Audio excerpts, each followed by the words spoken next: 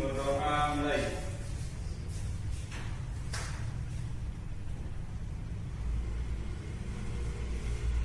Berdoa selesai.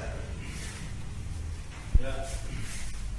Yang terhormat teman-teman mahasiswa program Pasca Sarjana Magister Pendidikan IPS Universitas Negeri Palangkaraya.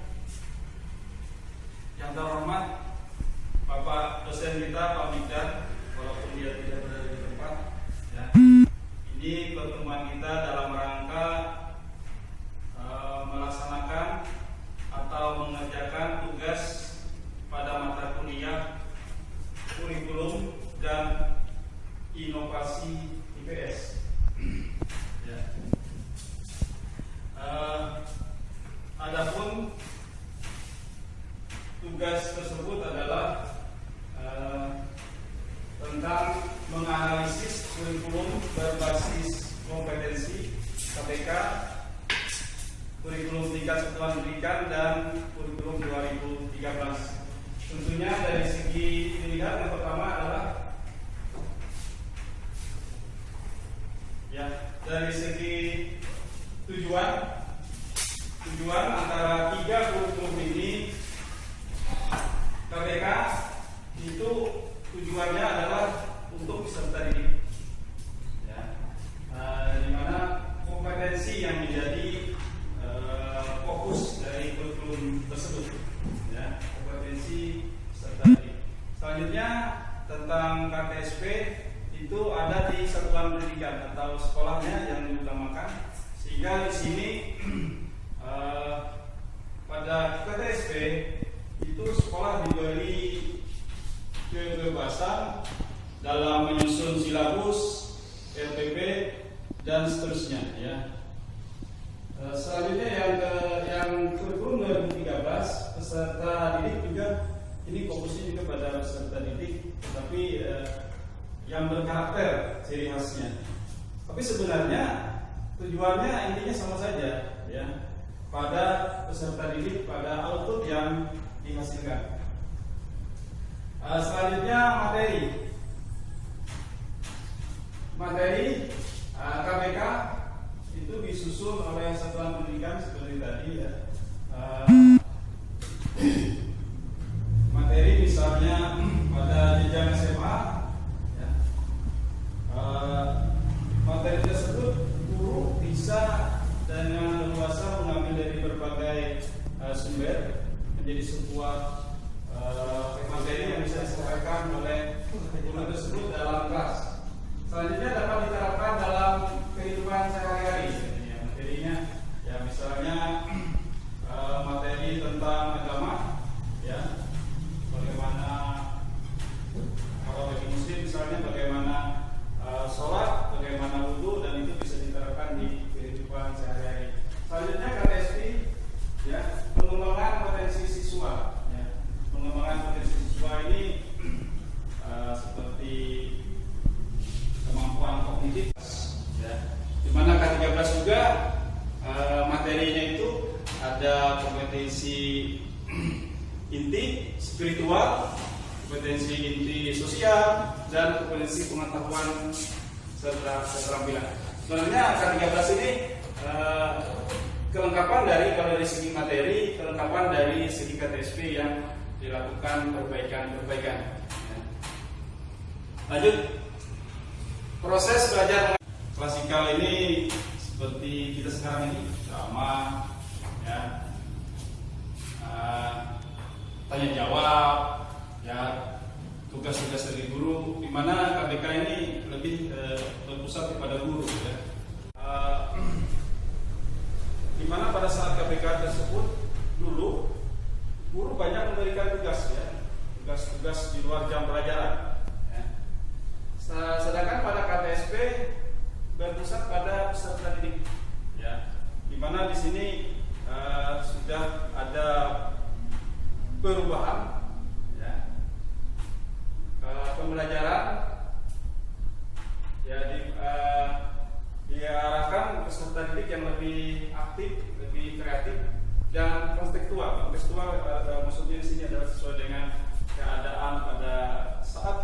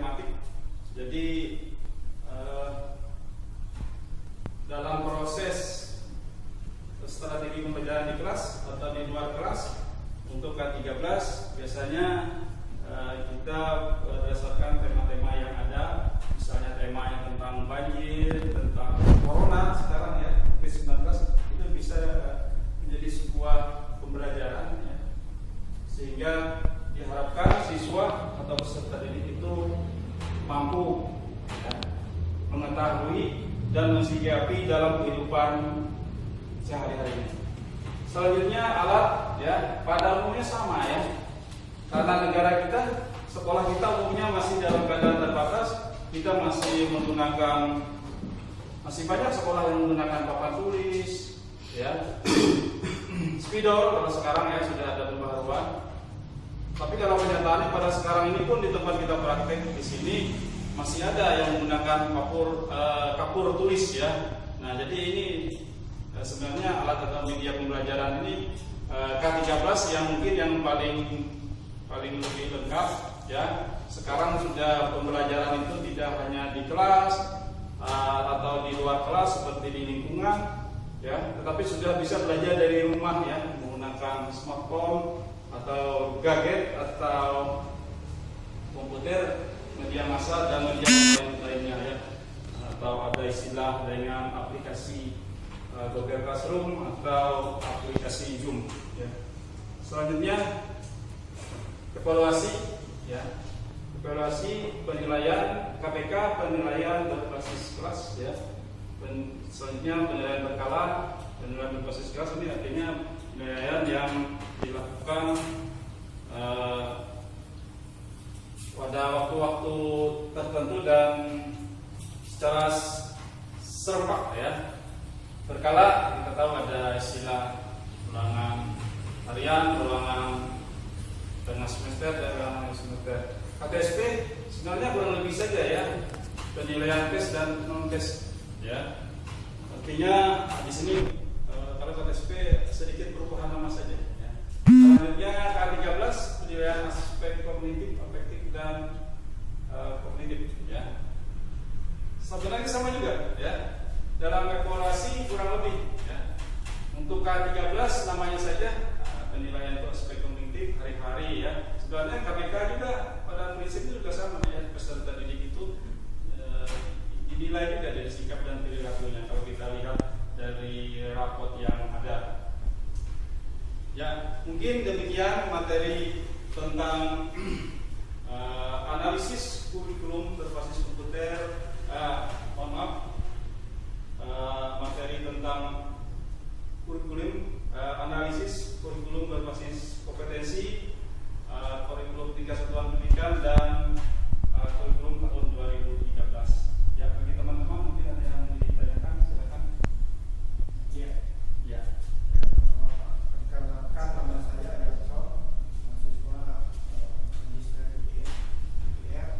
Yang saya ingin tanyakan, menurut Bapak, dari ketiga kurikulum tersebut, mana yang sesuai dengan keadaan kita sekarang dan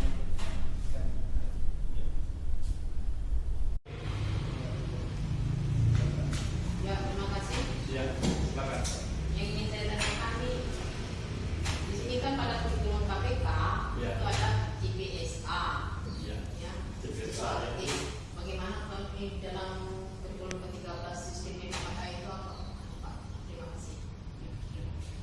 Ya, terima kasih pada Pak Gerson untuk pertanyaan pertama ya, tentang kurikulum yang sesuai dengan keadaan kita sekarang di antara tiga kurikulum tersebut. Ya, kita kembali ke atas. Ya. Mungkin ya kita coba dari segi tujuan ya. Sebenarnya tujuannya sama ya, pada umumnya sama. Output kita yang kita hasilkan adalah yang bisa menerapkan ilmu pengetahuan tersebut dalam kehidupan sehari-harinya bagi peserta didik ya. Berkaitan dengan materi yang di KPK ya. Ya sama, kurang lebih sama juga ya. Cuma namanya sedikit berbeda. Ya. Jadi proses belajar mengajar ya, kita lihat KBK klasika berpusat pada peserta didik, saintifik dan sedangkan K13 ada pendekatan saintifik dan metode pendidikan ya. Berkaitan dengan pertanyaan tersebut, tentunya kurikulum yang paling tepat sekarang adalah memang yang terbaru, ya, kurikulum 2013. Tentunya kurikulum 2013 ini mempunyai keunggulan-keunggulan, tapi juga mempunyai kelemahan-kelemahan. Materi, ya, contohnya saja RPP yang terlalu panjang dan jelimet, itu ya salah satu kendala kita, ya, di dalam ketika kita menyampaikan ke peserta didik itu menjadi salah satu kendala dari guru, ya. Jadi RPP kita panjang, sebenarnya intinya bisa saja, ya, dipendekin dan seterusnya. Ini tuh. Gimana Pak Yusuf? Ya. Jadi dari 13 yang paling sesuai, ya. Terus selanjutnya CBSA, cara belajar siswa aktif, ya. Ya. Sebelumnya sekarang Pak mau dipakai Pak di ke-13. Ya. Tentunya ya, pada K13 proses belajar mengajar, ya. Sekarang ya, kalau kita lihat kenyataannya pada kehidupan sekolah, pada kegiatan belajar mengajar sehari-hari, peserta didik itu ya, cara CBSA, cara belajar siswa aktif, kalau dulu sering dipresetkan dengan istilah cetak buku sampai habis. Nah, ya. Pada zaman itu memang siswa kita banyak yang suka mencatat, ya. Kalau sekarang kelihatannya itu ditinggalkan sudah, ya. Ditinggalkan artinya siswa itu bila menulis, kalau memang itu harus diperiksa, nah baru mereka. Kalau tidak kita periksa, mereka kelihatannya ya semaunya saja, ya. Jadi kalau dikaitkan dengan sekarang keadaan kondisi siswa sekarang, bahwa siswa sekarang CBSA itu aktif ya, cara belajar siswa aktif ya, cuma di dalam modifikasi yang lain. Jadi mereka itu aktif sekarang itu berkaitan dengan kemampuan mereka dalam teknologi informasi. Jadi tetap itu dipakai, cuma dalam format yang lain, dengan bahasa yang lain, dengan bahan atau cara yang lain. Tentunya anak sekarang lebih kritis, bahkan lebih kadang-kadang ada bidang-bidang tertentu, ya, khususnya di bidang teknologi, mereka lebih pintar dari kita. Nah, demikian Lukman kira-kira. Ya. Mungkin itu saja dulu yang bisa saya sampaikan. Ya, tugas dari mata kuliah